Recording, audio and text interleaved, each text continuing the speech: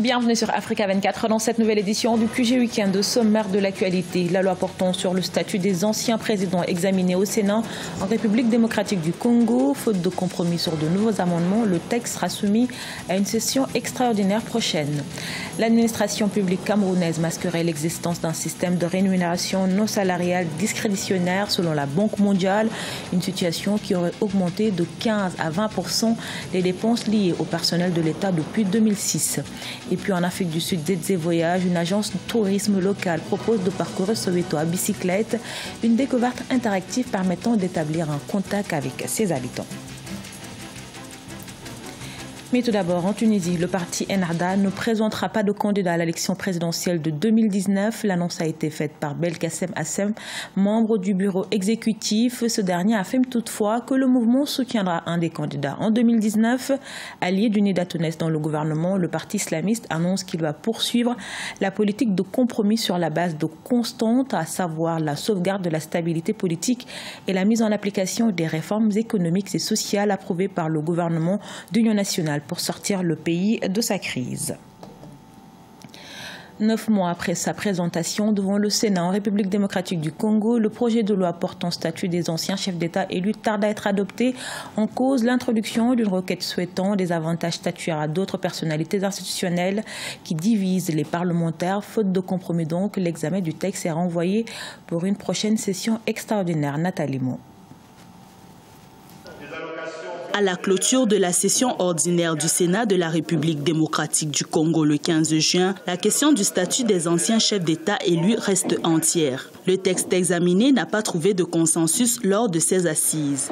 Pour cause, des requêtes pour amendement introduites dans la loi envisagent d'étendre les avantages proposés pour les anciens présidents de la République aux anciens chefs des institutions du pays. Il faut que nous puissions, n'est-ce pas, donner un contenu exact à ce qu'on peut appeler chef de corps, à côté du chef des grandes institutions prévues par l'article 68. Le projet de loi proposé garantit la sécurité personnelle de l'ancien président élu, la sécurité de sa famille ainsi que de son patrimoine. Seulement, cette loi ne protège pas l'ancien président élu dans le cadre de crimes relevant du statut de Rome.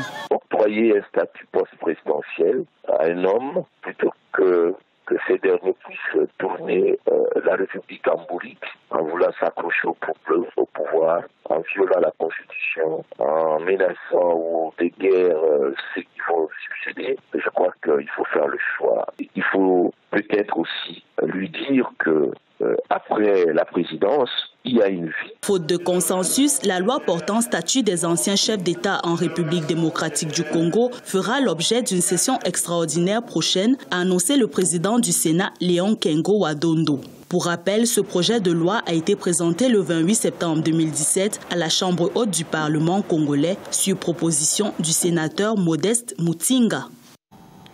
Dans l'optique de concrétiser sa vision 2035, le Cameroun doit assainir ses dépenses publiques. Il faut dire que depuis 2006, ces dépenses sont accrues de 15 à 20%. En cause, les indemnités journalières de certains fonctionnaires seraient supérieures à leur salaire mensuel, et cela grâce à l'existence d'un système de rémunération non salariale discrétionnaire selon la Banque mondiale. Les précisions de Nathalie Mo. Au Cameroun, les dépenses publiques se sont accrues de 15 à 20% entre 2006 et 2017. Une situation qui, selon la Banque mondiale, est due au fait que certains fonctionnaires perçoivent des indemnités journalières supérieures à leurs revenus mensuels. Récemment, la Banque mondiale a évoqué cette pratique dans la revue des dépenses publiques au Cameroun. Les fonctionnaires des catégories A2 et B2 ont la possibilité de percevoir des indemnités journalières de cession qui oscillent entre 150 000 et 550 000 francs CFA. Des avantages non consignés dans le bulletin de paie des fonctionnaires et qui encouragent l'endettement du pays selon la Banque mondiale. Un constat qui n'est pas de l'avis de l'État camerounais. Si les budgets alloués au programme ont prévu des indemnités de cession d'un quelconque montant et qu'ils ont été alloués à ces programmes, ces indemnités n'ont aucune conséquence sur le budget de l'État et en aurait si cela n'était pas prévu dans ce budget. Et je peux ajouter que ces indemnités sont fonction des textes et lois adoptés. Cette année, le gouvernement camerounais a entrepris certaines réformes au rang desquelles le comptage physique des agents de l'État lancé en avril 2018. Ce dénombrement, qui prend fin ce mois de juin, a pour but d'identifier et d'expurger du fichier solde de l'État les agents publics émargeant irrégulièrement du fait d'une absence non justifiée, d'une démission ou d'un décès. Une baisse ambitieuse de la dépense publique, principalement de la masse salariale, est compatible avec une reprise de la croissance économique si et seulement si elle est sélective, structurelle et accompagnée d'un véritable programme d'investissement. Afin d'atteindre les objectifs de développement que s'est fixé le gouvernement camerounais d'ici à 2035, la Banque mondiale recommande la réévaluation des dépenses publiques. En Afrique du Sud, 2 jeunes révolutionnent le tourisme via le vélo dans la ville de Soweto. À travers leur agence, ils proposent des visites guidées à Doro, une découverte interactive permettant d'établir un contact avec les habitants du township emblématique sud-africain. Badawi Adidjatou. Nous sommes à Soweto, en Afrique du Sud. Dans cette ville, il y a plus d'une chose à découvrir. D'abord une pincée de danse traditionnelle, ensuite les sculptures et les étoffes traditionnelles qui sont exposées le long des ruelles. Ici, le tourisme se fait à vélo. Siboniso Dalamini et Mkolisi Twala sont 2 jeunes sud-africains qui dirigent l'agence de tourisme Dedze Voyages et Visites. Ils ont fait de la bicyclette le moyen de transport par excellence pour mieux apprécier les richesses touristiques de Soweto. L'idée de création de cette agence remonte depuis l'organisation de la Coupe du monde de football 2010 en Afrique du Sud. 8 ans après, le rêve continue.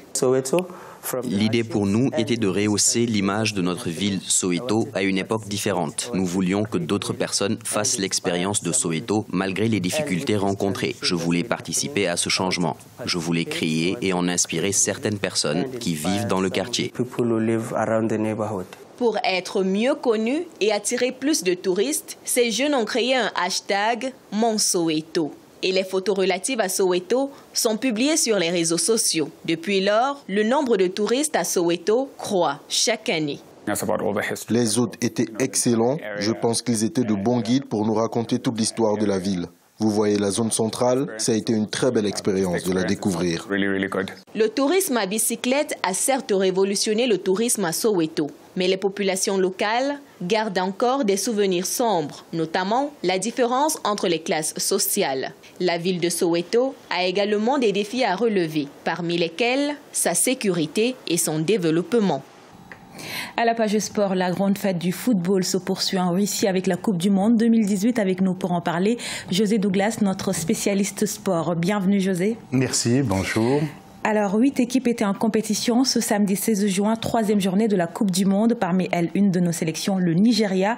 Que faut-il retenir de ces matchs? Peut-être un bilan? Oui, tout d'abord, effectivement, un mot sur nos représentants. Le bilan n'est guère positif à ce jour pour nos équipes africaines dans cette Coupe du Monde. Est-ce un départ timide? Nous le saurons lors des prochains matchs. Mais retour sur toutes les rencontres qui se sont terminées, ou qui se sont jouées plutôt ce samedi 16 juin, avec tout d'abord la France qui a battu difficilement l'Australie 2-1. Un but pour chaque équipe sur pénalty et le deuxième but français fut l'œuvre de Paul Pogba, qui est, vous le savez, très critiqué ces derniers temps.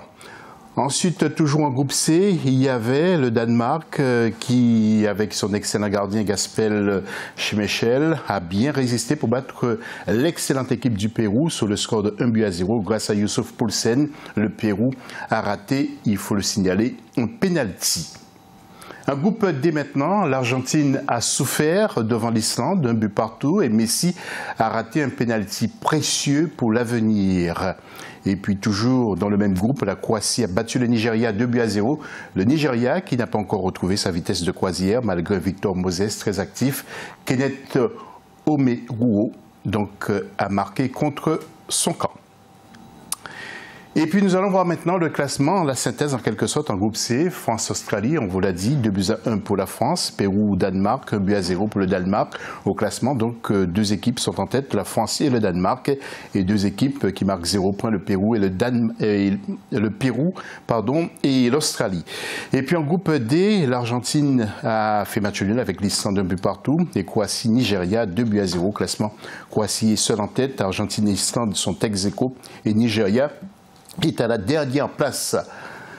Et maintenant, même s'il n'a jamais entraîné une équipe africaine, il connaît bien le football international. Il s'agit de Laurent Blanc, à qui nous avons demandé de nous parler des équipes du continent africain qualifiées pour ce mondial en Russie. Écoutez ce qu'il dit. Nigeria a toujours eu des joueurs extraordinaires, on le sait. Après, il faut constituer une équipe. L'Égypte, en ce moment, avec un joueur comme Salah, j'espère qu'il sera à la Coupe du Monde. Un très bon joueur. Après, un joueur, ça ne suffit pas. Donc voilà, c'est pour ça que le continent africain continue à travailler et que j'espère qu'un jour, ils arriveront à être compétitifs dans la Coupe du Monde. Au programme ce dimanche, encore de belles affiches avec le Brésil et l'Allemagne, 9 sacres à eux deux qui font leur début ce 17 juillet, Joseph. Exactement, avec tout d'abord, donc en groupe E, Costa Rica-Serbie. Nous allons voir sur ce tableau des duels. Costa Rica qui s'appuiera sur Keylor Navas, son gardien, 5 participations en Coupe du Monde et 19 à la Gold Cup, 25e au classement FIFA. La Serbie a participé à 2 Coupes du Monde et 5 championnats d'Europe, 35e au classement mondial. Pour Brésil-Suisse, le Brésil du roi Pelé, il est presque inutile de vous présenter cette équipe. Neymar a été rétabli, 5 Coupes du Monde gagnées, 2e au classement FIFA. Et puis la Suisse, 11 participations en Coupe du Monde, 0 gagné et 6e mondial. Pour le groupe F, l'Allemagne contre le Mexique, l'Allemagne favori aussi de ce mondial, 4 trophées de la Coupe du Monde remportés pour 19 participations. C'est une sélection à redouter, premier au classement FIFA. Et puis le Mexique, 16 participations en Coupe du Monde, 10 trophées à la Gold Cup remportés, 15e mondial. Et attention à Javier Hernandez, joueur de West Ham, surnommé Chicharito.